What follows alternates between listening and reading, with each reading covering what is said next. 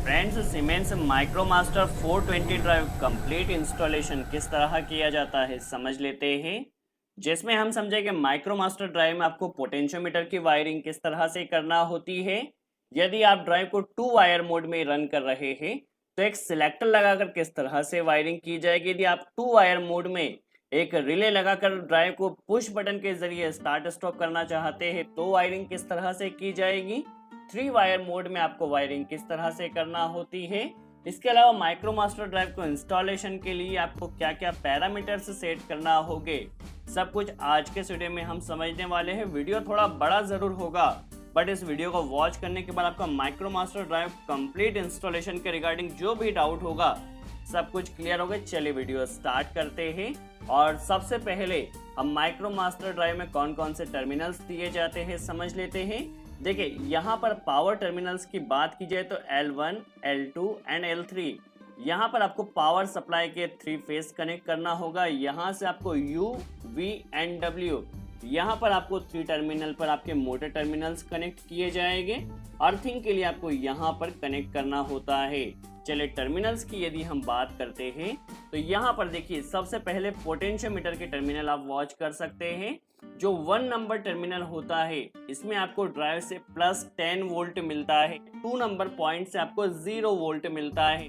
3 और 4 नंबर जो पॉइंट होता है वो एनालॉग इनपुट प्लस और एनालॉग इनपुट माइनस होता है। देखिए अब जो पोटेंशियोमीटर का आउटपुट रहता है, पोटेंशियोमीटर का जो आउटपुट रहेगा वो आपका 3 नंबर पॉइंट पर कनेक्ट होगा। देखिए ड्राइव में एनालॉग इनपुट का प्लस जो रहेगा वो पोटेंशियोमीटर से आएगा। अब ड्राइव में हमें एनालॉग इनपुट का नेगेटिव भी कनेक्ट करना है तो नेगेटिव हम क्या करते हैं 2 नंबर पॉइंट से ही एक लूप कनेक्ट कर देंगे। यहाँ पर 4 नंबर पॉइंट में आपको बिल्कुल भी परेशान होने की ज़रूरत नहीं। जब हम कनेक्शन करेंगे तो आपको यह डाउट भी क्लियर होगा। 5, 6 और 7 इसमें डिजिटल इनपुट के पॉइंट्स दिए जाते हैं। देखिए जो 8 नंबर पॉइंट होता है वो +24 वोल्ट होता है। ड्राइव को स्टार्ट और कमांड देने के लिए देखिए जो +24 वोल्ट है इसे ही हमें 5, 6 और 7 में आपको जो भी डिजिटल इनपुट यूज करना हो आप यूज कर सकते हैं। देखिए सिंपल सा कॉन्सेप्ट आपको याद रखना है। +24 वोल्ट आपको यहाँ से 8 नंबर पॉइंट से मिलता है और यहाँ पर 5, 6, 7 इसके डिजिटल इनपुट है। जब हम कनेक्शन करेंगे तब आपका यह डाउट भी क्लियर होगा। इसके अलावा यहाँ पर 10 एंड 11 यहाँ पर एक रिले का पॉइंट दिया गया है। यदि आप इस रिले के जरिए कोई इंडक्टिव लोड कनेक्ट करते हैं तो 2 एम्पेयर तक का कोई लोड रन कर सकते हैं। यदि रेजिस्टिव लोड यदि कनेक्ट करते हैं तो 5 एम्पेयर तक के कोई लोड को आप डायरेक्टली ड्राइव के जरिए कनेक्ट कर सकते हैं। इसके अलावा 12 एंड 13 नंबर जो पॉइंट है वो एनालॉग आउटपुट के लिए दिया गया है। यदि आप कोई सीरियल लिंक कम्युनिकेशन यूज कर रहे हैं तो उसके लिए आपको 14 एंड 15 नंबर पॉइंट दिया गया है। चलिए पहले हम इसका प्रैक्टिकली कनेक्शन कर लेते हैं किस तरह से किया जाएगा, फिर ड्राइंग के जरिए समझेंगे। प्रैक्टिकल में आपका कॉन्सेप्ट क्लियर होगा। तो अभी आप देख सकते हैं हमने प्रैक्टिकली वायरिंग करने के लिए सेटअप तैयार किया है। यहाँ पर देखिए L1, L2 एंड L3 यहाँ पर हमने 3 phase input power supply connect किया है। और यहाँ पर देखिए U, V और W यह ड्राइव का आउटपुट है जो कि मोटर टर्मिनल पर जाता है। देखिए यहाँ पर मोटर में कनेक्ट किया है 3 फेज पावर सप्लाई को और यहाँ पर अर्थिंग का कनेक्शन किया गया है। कंट्रोल वायरिंग की बात की जाए तो देखिए यहाँ पर 1, 2, 3, 4 में हमें पोर्ट की वायरिंग करना होगी और ऊपर हमें कंट्रोल वायरिंग करना होगी डिजिटल इनपुट्स की। तो सबसे पहले हम पोटेंशियोमीटर की वायरिंग कर लेते हैं। पोटेंशियोमीटर आपको जनरली 5 किलो ओहम का कनेक्ट करना होगा। देखिए इसमें जो यह ब्राउन वायर ये पॉजिटिव है, ब्लू वायर नेगेटिव है और ब्लैक वायर इसका रेफरेंस है या आउटपुट भी आप कह सकते हैं। आप पहले पोटेंशियोमीटर में चेक कर लीजिए।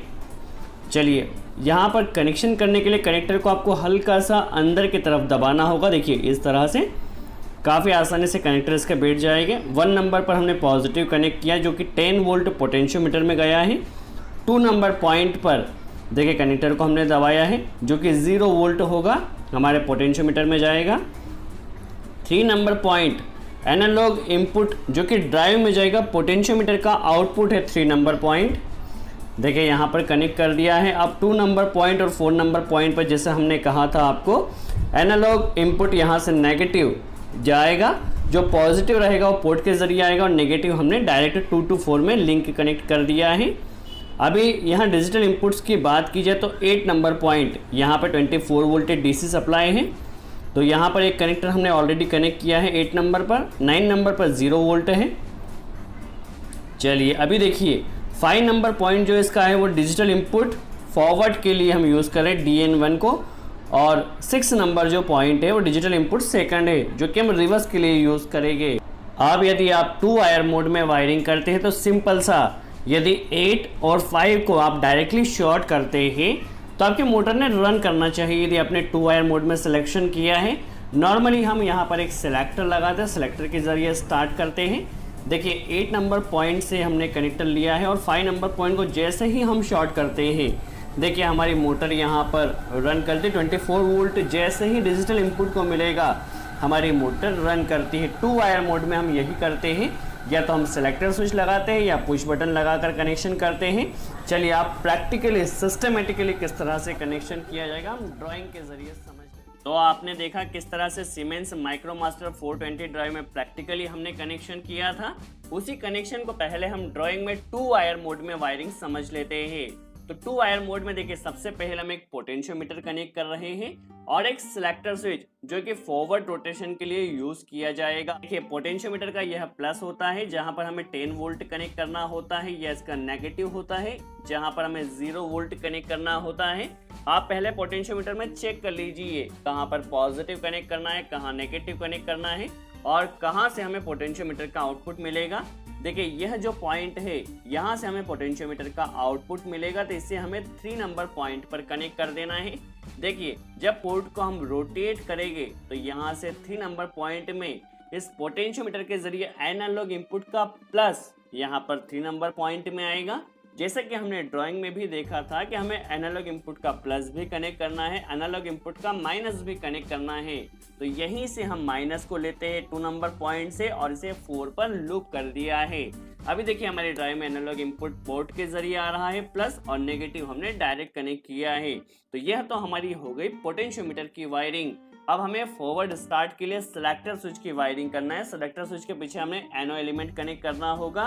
देखिए 8 नंबर पॉइंट से क्या हमें कंटिन्यू 24 वोल्ट सप्लाई मिलती है, तो इसे ले जाकर हमने सिलेक्टर में कनेक्ट कर दिया है। जैसे सिलेक्टर को ऑन किया जाएगा तो यहाँ से सप्लाई जाएगी 5 नंबर पॉइंट में जो कि डिजिटल इनपुट फर्स्ट है। तो सिंपल सा जब सिलेक्टर को ऑन किया जाएगा तो हमारी ड्राइव यहाँ रन कमांड मिलेगी और जो ड्राइव के जरिए मोटर रन कर रही है वह रन करेगी।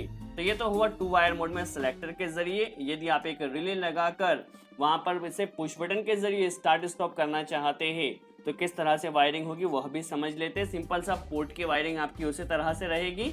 देखिए रिले में यह 2 और 7 नंबर पॉइंट ये कॉइल के पॉइंट हैं। 1 नंबर पॉइंट इसका कॉमन है, 1 के साथ यहाँ पर 4 नंबर पॉइंट इसका NC है, 3 NO होता है। 8 नंबर पॉइंट इसका कॉमन है, 8 के साथ 5 नंबर पॉइंट NC रहेगा और 6 नंबर पॉइंट इसके साथ NO रहेगा। क्या करना है हमें, सिंपल सा 9 नंबर पॉइंट से 0 वोल्ट मिलता है, तो 0 वोल्ट देखिए रिले में हमने डायरेक्टली कनेक्ट कर दिया है। 8 नंबर पॉइंट से प्लस मिलेगा, तो 8 नंबर पॉइंट से प्लस सबसे पहले स्टॉप पुश बटन में कनेक्ट करना है। स्टॉप पुश बटन क्योंकि इसमें NC element connect supply direct pass होगी, तो इस NC का आउटपुट ले जाकर हमें NO एलिमेंट में कनेक्ट कर देना है इनपुट पर। जैसे ही इस स्टार्ट पुश बटन को प्रेस किया जाएगा तो रिले ने ऑपरेट होना चाहिए। देखिए अभी जैसे स्टार्ट पुश बटन को प्रेस किया हमारा रिले ऑपरेट हुआ है, बट ये मैनुअली ऑपरेट हुआ है। जितने टाइम के लिए पुश बटन को प्रेस किया जाएगा उतने ही टाइम के लिए रिले ऑपरेट होगा। इसमें होल्डिंग हमें कनेक्ट करना होगी, तो होल्डिंग के लिए हम क्या करते हैं, यहीं से एक लूप देखिए इसके किसी भी आप कॉमन में कनेक्ट कर दीजिए। हमने यहाँ पर 1 नंबर पॉइंट में यहाँ एक लूप कनेक्ट कर दिया है और यहीं से एक देखिए होल्डिंग सप्लाई लेना है हमें, और होल्डिंग सप्लाई को ले जाकर इस रिले के NO पर कनेक्ट कर देना है। जिस तरह से हम नॉर्मल होल्डिंग कनेक्ट करते हैं उसी तरह से होल्डिंग हमने कनेक्ट किया है। तो जब हम इस स्टार्ट पुश बटन को प्रेस करते हैं तो रिले हमारा जस्ट होल्ड हो जाएगा।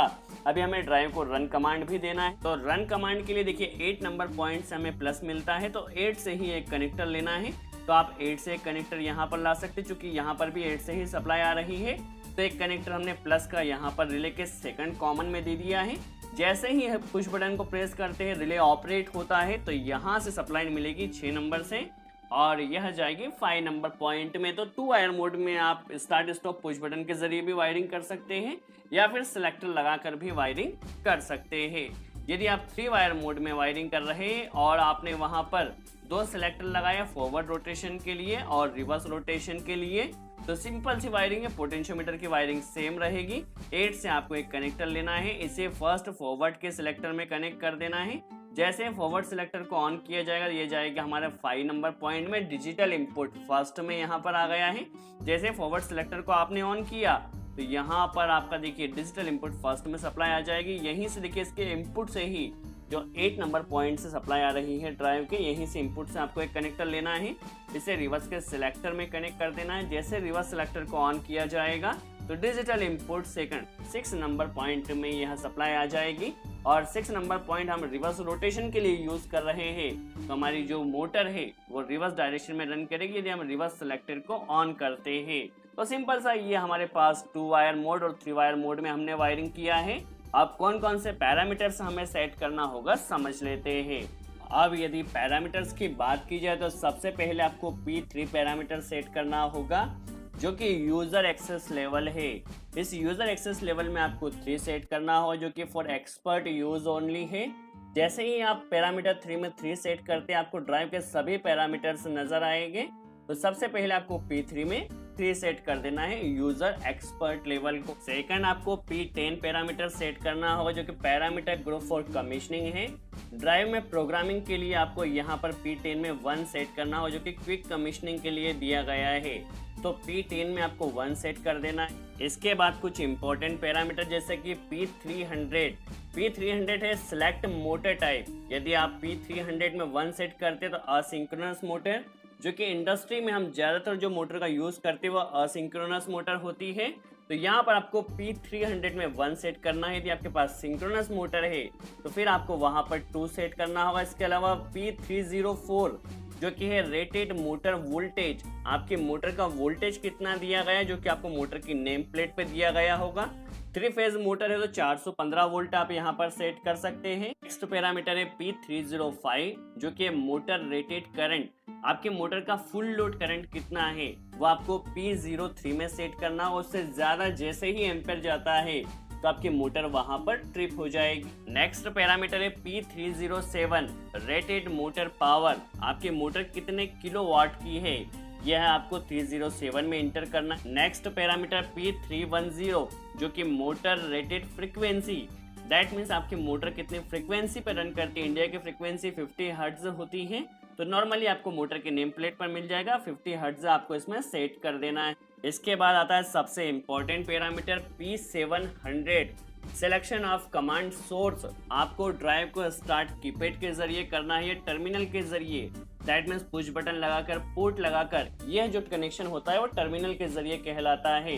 तो 700 में देखिए, यदि आप मोटर को स्टार्ट स्टॉप कीपैड के जरिए करना चाहते हैं, मोटर के स्पीड को कीपैड के जरिए बढ़ाना चाहते हैं, तो आपको 700 में 1 सेट करना होगा। यदि आप पोटेंशियोमीटर लगाना चाहते हैं, मोटर को स्टार्ट स्टॉप सेलेक्टर स्विच लगाकर या पुश बटन लगाकर करना चाहते हैं, तो आपको यहाँ पर 2 सेट करना हो, जो कि टर्मिनल्स के लिए दिया गया है। तो ये काफी इंपॉर्टेंट पैरामीटर है। इसके बाद आता है P1000 जिसमें आपको सेट करना है frequency set point selection. That means आप मोटर की स्पीड को कीपैड के जरिए बढ़ाना चाहते हैं या फिर पोर्ट लगाकर। यदि आप कीपैड के जरिए इंक्रीज डिक्रीज कर रहे हैं मोटर की स्पीड को, तो आपको 1 सेट करना है। यदि आप पोटेंशियोमीटर के जरिए इंक्रीज डिक्रीज कर रहे हैं तो आपको यहाँ पर 2 सेट कर देना। आता है P1080 जो कि होता है मिनिमम फ्रीक्वेंसी। इस मिनिमम फ्रीक्वेंसी का मतलब होता है जब आप ड्राइव को स्टार्ट करते हैं तो मोटर ने कितनी फ्रीक्वेंसी से स्टार्ट होना चाहिए। तो नॉर्मली आपको इसमें 0 सेट करना हो। यदि आप 5 या 10 सेट करते, फॉर एग्जांपल आपने 10 सेट किया, अब जैसे ही आपकी मोटर स्टार्ट होगी तो 10 फ्रीक्वेंसी से स्टार्ट होगी। तो मिनिमम फ्रीक्वेंसी में आपको बेसिकली 0 ही सेट करना होता है। P1080 जो कि होता है मैक्सिमम फ्रीक्वेंसी के लिए, आपकी मोटर को कितनी फ्रीक्वेंसी पर आप रन कर रहे हैं। यदि फॉर एग्जांपल आप 40 हर्ट्ज फ्रीक्वेंसी पर रन कर रहे हैं तो आपको P1080 में 40 हर्ट्ज फ्रीक्वेंसी सेट कर देना है। इसके अलावा एक इम्पॉर्टेंट पैरामीटर होता है जो कि होता है रैंप अप टाइम, जिसे आप एक्सेलरेशन टाइम के नाम से भी जानते हैं। तो होता है P1020 that means acceleration time का मतलब क्या होता है। फॉर एग्जाम्पल, आपने आपकी मोटर को 40 हर्ट्ज फ्रीक्वेंसी पर रन कर रहे, आप जैसे ही आपने मोटर को स्टार्ट किया तो 0 हर्ट्ज फ्रीक्वेंसी से 40 हर्ट्ज फ्रीक्वेंसी तक जाने में जो टाइम लगता है उसे हम एक्सेलरेशन टाइम कहते हैं, जो कि काफी इंपॉर्टेंट होता है। उसे आप रैंप अप टाइम के नाम से भी जानते हैं। तो इसमें आपको P1120 में सेट करना होता है। इसी तरह से P1121 दैट मीन्स होता है रैंप डाउन टाइम, या जिसे आप डी एक्सेलरेशन टाइम कहते हैं। फॉर एग्जांपल, यदि आपकी मोटर 40 हर्ट्ज फ्रीक्वेंसी पर रन कर रही, जैसे ही मोटर को आपने स्टॉप किया तो स्टॉप करने पे 40 हर्ट्ज से 0 हर्ट्ज पूरी तरह से रुकने में उसे जो टाइम लगता है उसे हम रैंप डाउन टाइम कहते हैं। तो रैंप डाउन टाइम बेसिकली आपको P1121 में सेट करना होता है। तो आई होप आपको कॉन्सेप्ट क्लियर हुआ हो किस तरह से एक सीमेंस माइक्रोमास्टर 420 ड्राइव की आप वायरिंग कर सकते हैं और कौन कौन से पैरामीटर्स आपको सेट करना होता है। दोस्तों, यदि वीडियो अच्छा लगा हो तो लाइक का बटन जरूर प्रेस करें। सो आज के लिए इतना ही।